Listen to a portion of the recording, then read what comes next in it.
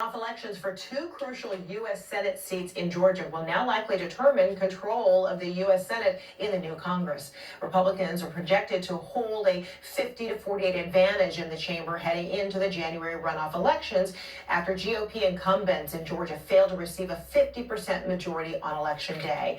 Democrats are confident they can win both seats, which would result in an evenly split Senate with Vice President-elect Kamala Harris as the tiebreaker. Joining me right now is Congresswoman-elect Nikema Williams, who just won a House seat formerly held by the late Representative John Lewis until his death in July. Congresswoman-elect, congratulations. Good to see you.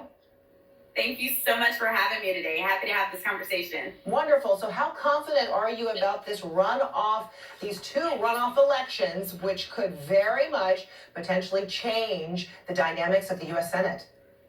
So, Frederica, people keep telling me that Democrats don't turn back out for runoffs, but I tell them that Democrats also have never turned Georgia blue, and we're doing that this year. Democrats have also never had a black woman as their state party chair, but here I sit as your chairwoman, and we're breaking norms this cycle. So I'm excited about our prospects. I'm excited about our candidates with John Ossoff and Reverend Washington Warnock.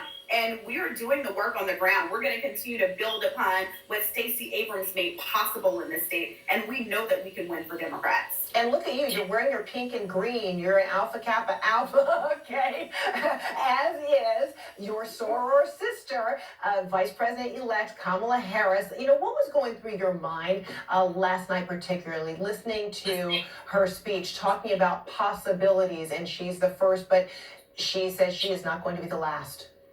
She is not going to be the last. I'm just think about the doors that she's opening up for so many people who don't even realize that she's paving the way for them. I look at how many, like even myself, I am a Congresswoman-elect, and it still moved me to know that anything is possible as a black woman in this country. I mean, she's an HBCU graduate. Got to shout out Talladega College, my HBCU that made me, and just opening up the doors for so many people in different communities that shows us what is possible in this country. I'm a Howard alum as well, so I get you on that. So, you know, one of the first things that Harris said in her speech last night in reference to Congressman John Lewis, you know, she says democracy is not a state, it is an act. And here's the rest of what she said. Congressman John Lewis, before his passing, wrote, "Democracy is not a state, it is an act." And what he meant was that America's democracy is not guaranteed. It is only as strong as our willingness to fight for it. How do you see yourself fighting to protect democracy for all?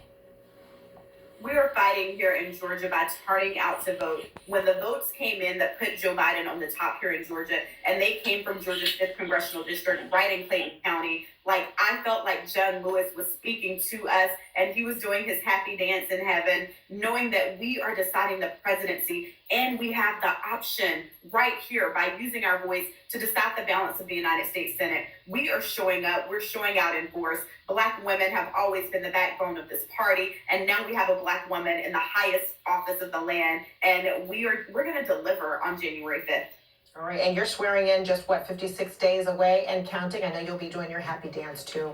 Thank you. All right, congratulations, Congresswoman-elect Nikema Williams.